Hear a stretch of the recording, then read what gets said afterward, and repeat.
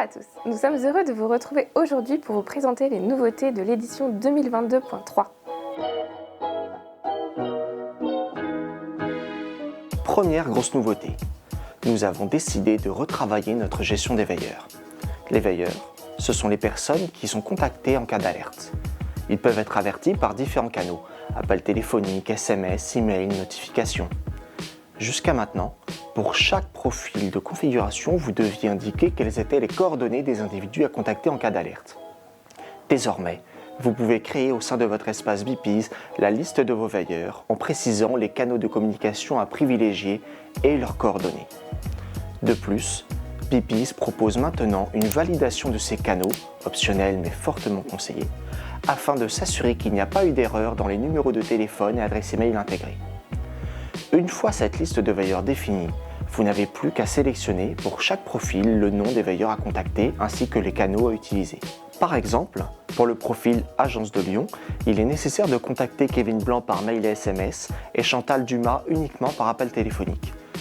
Notez que cette refonte facilite la gestion de vos configurations, mais c'est aussi une première étape avant la sortie d'une nouveauté très attendue. Mais ça, on vous en parlera en temps voulu. Du nouveau côté déploiement, nous facilitons désormais l'association en masse des licences. Par exemple, imaginons que vous êtes une entreprise souhaitant équiper vos 70 travailleurs isolés de l'application Beepies. Pour cela, rien de plus simple. Sur le portail, vous pouvez générer en un clic un fichier Excel comprenant la liste de vos 70 licences disponibles. Dans ce fichier, vous pouvez indiquer le nom de vos travailleurs isolés et entrer leur numéro de mobile afin que chacun reçoive par SMS un lien d'activation de sa licence. Et la grande nouveauté, c'est que vous pouvez maintenant indiquer directement depuis ce fichier le groupe d'appartenance et le profil de configuration à associer à chaque salarié. Mais ce n'est pas tout. Pour satisfaire également nos clients actuels, il est maintenant possible de modifier en masse les groupes et les profils de vos utilisateurs. Désormais, les utilisateurs de l'application peuvent gérer les effets sonores de cette dernière en toute autonomie. En effet, l'application Beepies émet par défaut des sons qui peuvent être envahissants dans certains contextes, notamment pour des agents d'entretien ou de sécurité par exemple, qui vont passer dans des bureaux, mais vont aussi accéder à des zones isolées. Désormais, si le gestionnaire leur en donne le droit depuis son portail, les utilisateurs de l'appli peuvent choisir de remplacer les effets sonores par des vibrations, et ce dans 3 cas de figure. Le démarrage et l'arrêt d'une session, l'activation des modes d'inhibition automatique, et la sécurité positive. Bonne nouvelle pour les gestionnaires. Désormais, lorsque vous effectuez des modifications sur le profil de configuration d'un utilisateur, il n'est plus nécessaire de redémarrer l'application Beepies pour que les modifications s'appliquent, comme cela pouvait être le cas sur certains mobiles.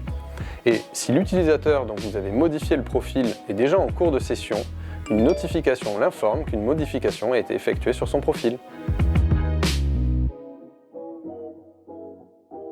Un nouveau rôle d'accès au portail a été créé. Suite à une remarque d'un de nos clients, nous avons créé le profil gestionnaire de licence, qui donne uniquement accès au paramétrage des licences et qui permet de consulter les profils. Le rôle gestionnaire profil et licence a, comme son nom l'indique, accès au paramétrage des profils et des licences qu'il peut modifier. Et n'oubliez pas, vous pouvez vous aussi faire développer vos idées de nouveautés. Pour cela, rendez-vous sur mon-idée.beepies.com.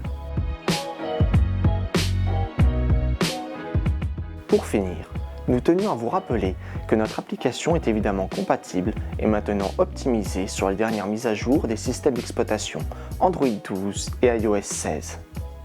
Merci d'avoir regardé cette vidéo, on espère que vous apprécierez ces nouveautés et rendez-vous début février pour notre prochaine édition.